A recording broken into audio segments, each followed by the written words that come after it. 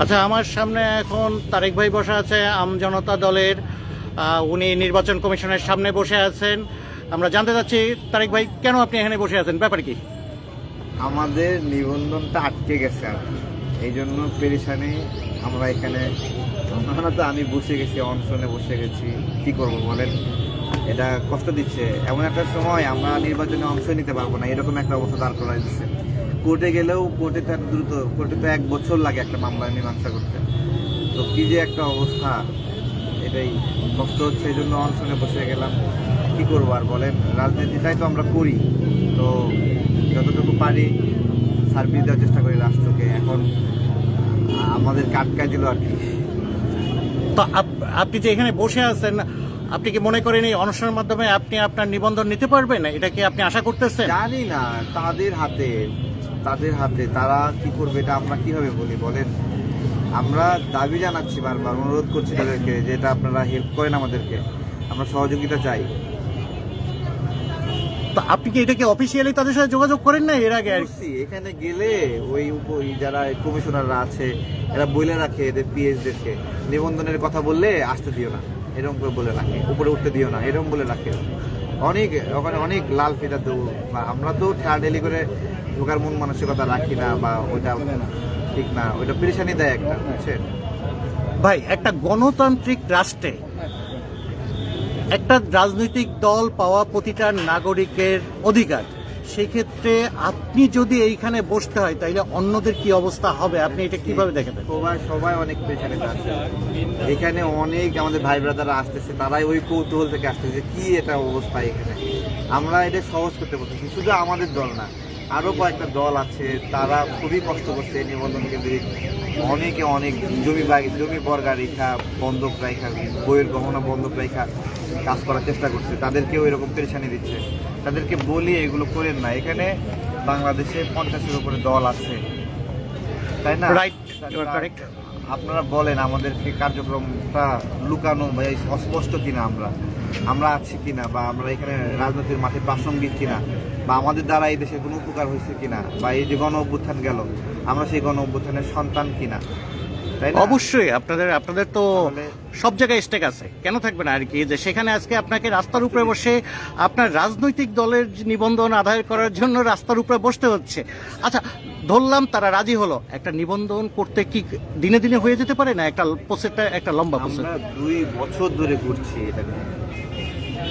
আচ্ছা ভাই, আমিও একটা প্রশ্ন করি, সেটা হচ্ছে যে ভাই আপনি একা কেন, আপনার আর সবাই কই? খুব ভালো বলেছেন। হ্যাঁ, যদি এরকম হতো, আমি আমার দলের কেন্দ্রীয় 20, 30, 50 জন নেতাকে নিয়ে বসতাম, ঠিক আছে, তখন তো সংখ্যা গুনতেন, ও 50 জনের দল, 100 জনের দল, 200 জনের দল। আমি আসলে আমার সকল সহযোদ্ধার প্রতিনিধিত্ব করি, এবং আমি একজন ব্যক্তি। আমার একটা ফেসবুক পোস্ট করেছি, আমাকে যারা ভালোবাসে, এখানে প্রায় এর থেকে প্রায় 400-500 মানুষ এখানে আসছে। এই প্রত্যেকটা মানুষ আমাদের শুভাকাঙ্ক্ষী, তারা আমাদেরকে সমর্থন করে। তো এইটা আসলে আমি অনেক শক্তিশালী বিষয়টা, আমি যৌক্তিকতা বিবেচনায় আমি বলতেছি। আমি একজন ব্যক্তি এখানে বসে আছি, তাদেরকে বিবেচনা করার অনুরোধ করছি, আপনারা বিবেচনা করেন। এবং আরো অনেক রাজনৈতিক দল আছে। আচ্ছা, তা আমি আর একটা প্রশ্ন করি ভাই, যদি কিছু মনে না করেন, সেটা হচ্ছে যে আপনি যে দাবি নিয়ে এখানে আসছেন, আপনার যে দাবি যে আপনাকে আপনার দলকে নিবন্ধন দিচ্ছে না, তো বাকি যে দলগুলো আছে, আপনি কি মনে করেন না যে আপনি তাদেরকে আমন্ত্রণ জানানো? আচ্ছা, আমি তাদেরকে আমন্ত্রণ জানাই না, আমি মনে করি আমিও তাদের প্রতিনিধি। আমিও তাদের নিবন্ধনের সমস্যাটা সমাধান চাই। আমি তাই তাদের ক্ষেত্রেও সহজ হোক, এইরকম জটিলতা করে কষ্ট দেওয়ার অধিকার নাই। আমি সবার পেরেশানি দূর চাই। এটা কোনো সিস্টেম না, এটা কোনো প্রসেস না। আমরা ইতিপূর্বেও আপনার মানে আন্দোলন সংগ্রামে অনেক ভূমিকা দেখছি, কিন্তু এইটা আসলে একেবারেই ব্যতিক্রমী আন্দোলন করতেছেন, যেটাতে আসলে নির্বাচন কমিশনের সামনে বসে আপনি আপনার দাবি আদায়ের চেষ্টা করতেছেন। কি করবো, এখানে তো শক্তি পরীক্ষা দেওয়ার বিষয় না। রাষ্ট্রের পুলিশ প্রশাসন, শত শত কর্মকর্তা, স্টাফ, ইন্টেলিজেন্স আছে, আমরা কি তাদের সঙ্গে পেরে উঠবো? এটা তো অনেক কঠিন একটা বিষয়। তাহলে কি এর জন্য কি এই যে 24-এ এই আন্দোলন করলাম আমরা, এখনো যদি সেই লাল দড়ির কথা বলতেছেন, লাল দড়ি লাল ফিতা, এই ফিতার জন্য বৈষম্য, যে ফিতার জন্য সবকিছু, তাদের একটু গোসা হলে তারা সাইন করে না। ঠিক আছে, তাহলে আমরা কি দূর করলাম তাহলে? এটা কি একটা শেখ হাসিনা চলে গেল, সরকারি আমরা কি দূর কর্মচারী করলাম? সরকারি কর্মচারীর ইচ্ছা যে আমি সাইন করব না করব, আপনার একটা অধিকার, নাগরিক অধিকার। আমি তাদেরকে কষ্ট না দেওয়ার আবেদন জানাই। আপনারা এইভাবে কষ্ট দিয়েন না, এভাবে কষ্ট দিয়েন না। এবং অনেক রাজনৈতিক দল আছে বাতিলের কাতায়, তাদের নিবন্ধন তো প্রাসঙ্গিক নাই, তাদের প্রার্থী বেছে নাই, সে তারাও রাজনীতি করছে। এটা ঠিক আছে, এটা একটা দল নিবন্ধন পেলে মাঠে তাদের ব্যক্তিরা নির্বাচনে অংশ নেবে। রাজনৈতিক দলের জন্য নির্বাচন একটা উপহার। সারা জীবন কষ্ট করে নির্বাচনে যায়, মানুষ বিবেচনা করে তাকে কি আমরা ভাবতে পারি কিনা, এটাই তার জন্য উপহার। জীবনে সে আর কিছু চায় না, এত টাকা পয়সা ব্যয় করে আর কিছু চাওয়া নাই। না। মানুষের কাছে বিচার করার একটা অধিকার, যে আমাকে জনগণ জাজমেন্ট করবে লিগ্যাল উপায়ে, এটাই নিবন্ধন একটা প্রক্রিয়া করছে। তারেক ভাই, আরেকটা ব্যাপার আমার একটু জানতে ইচ্ছা করে। বাংলাদেশে এখন বড় বড় বেশ কয়েকটা দল আছে। ক্লান্ত হয়ে গেছেন, আপনাকে বিরক্ত করবো না খুব বেশি। আর একটা প্রশ্ন করবো, আরো বড় বড় কয়েকটা দল আছে, যেমন বিএনপি, জামাত বা এনসিপি এখন বোধহয় নিবন্ধন পায়নি। পাইছে ওরা? পাইছে, এনসিপি নিবন্ধন পাইছে। আপনি কি তাদের সাথে আপনার এই সমস্যা নিয়ে আলাপ করছেন? আসলে আমি আপনাকে বলি, স্রেফ বলি, জামাতে ইসলামের নায়েবে আমি তাহির ভাই আমাদেরকে বলছিল, তোমাদের নিবন্ধনে হেল্প করতে চাই, কোথায় কোথায় অফিস দেখাতে হবে আমাদেরকে বলো, আমরা আমাদের সহযোগিতারা হেল্প করবে। বাহ। তো আমি বলছি যে আমরা তো এরকম গায়েবে একটা সংগঠন না যে আমাদের কিছু নাই, আমাদের সব জায়গায় অফিস নিছি, দুর্বল অফিস নিচ্ছি, টিনের ঘর আছে, আমাদের আছে, আমরা তাদের হেল্প নিইনি। ঠিক আছে, শুধু একটা এক্সাম্পল বললাম। আমরা চাইছি আমাদের মতো করে রাজনীতি, আজকে যার কাছ থেকে হেল্প নেব কালকে সে আমাকে ধরায় রাখবে,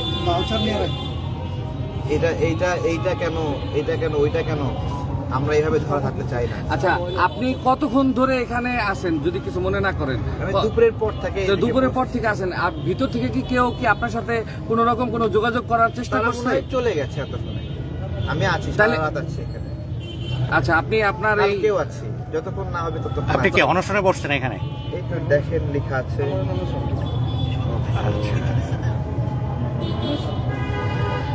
হ্যাঁ, আসলে আসলে আসলে তারেক ভাই, মানে আমার নিজের কাছে খুব খারাপ লাগতেছে। আমি যদি আপনার পাশে বসতে পারতাম খুব না, ভালো বসা লাগতো। যাবে না। না না, আমি ওটাই বলতেছি যে যদি পাশে বসতে পারতাম আমাদেরও খুব ভালো লাগতো, যে আপনি এটা সবসময় একদম যৌক্তিক যে বিষয়গুলা ঘটে আসতেছে আপনি আপনার ভয়েস সবার আগে রেজ করছেন, একদম সব সময়। এটা নো ডাউট ভাই, আপনাকে এই জায়গায় কোনো রকম কোনো মানে দিচ্ছি না আমরা। আমরা আসলে শক্তি পরীক্ষাটা, এটা আমি আমার শক্তি পরীক্ষা 18 তারিখ যেদিন আন্দোলন বন্ধ হয়ে গেল, আন্দোলনটা চালু হলো কিভাবে, আমি ওই দিন আমার শক্তি পরীক্ষা দিচ্ছি।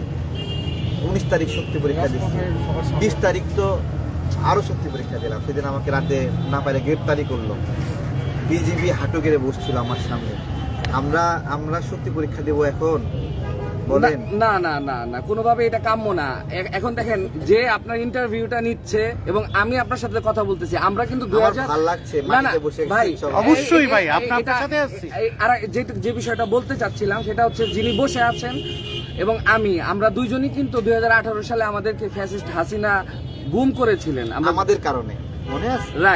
রাইট, আপনাদের কারণে, আপনাদের কারণে মোদি বিরোধী আন্দোলন, হ্যাঁ আমার হ্যাঁ মনে হ্যাঁ আছে। হ্যাঁ হ্যাঁ হ্যাঁ। এবং আমাদের দেশনেত্রী বেগম খালেদা জিয়া, ওনাকেও তো রংফুলি কনভিক্টেড করার কারণে আমরা ওইটা পাবলিশ করছিলাম, যার কারণে মূলত আমরা গুমের শিকার হই। এবং আপনাদের তখন চলমান রাজনীতি একদম তুঙ্গে ছিল বিষয়টা। আমিও 18 সালে বুম হয়। রাইট 14 জুলাই। তো এখন কতদিন ছিলেন আপনি অবস্থায়? আমাকে 78 ঘন্টা নেওয়ার পরে ডাস্টবিনে কোদারাঘাট যে ময়লা ফেলে না যেখানে, ওইখানে ফেলে রেখে গেছিল।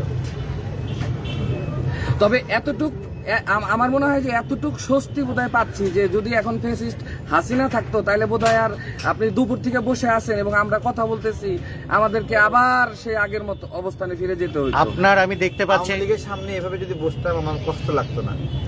রাইট, আমি এই প্রসঙ্গটাই জন্য আমরা একটা সময় বসে আছি, যে সময় বসে থাকা কষ্ট আসলে। আসলেই কষ্টের। আপনার প্রতিবাদটা হলো গিয়ে আপনার নিবন্ধনের থেকেও আমি মনে করি যে এটা একটা লাল ফিতার দৌরাত্ম।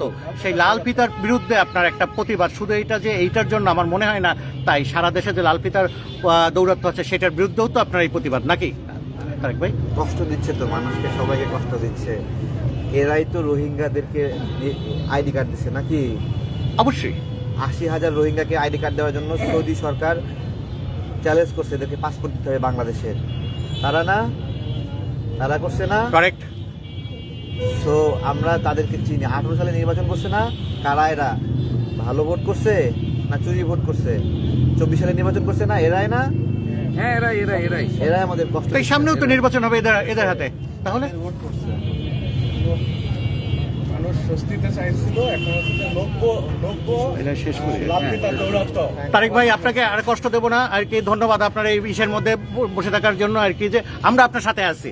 আপনার সাথে ধন্যবাদ আপনাকে। আসসালামু আলাইকুম।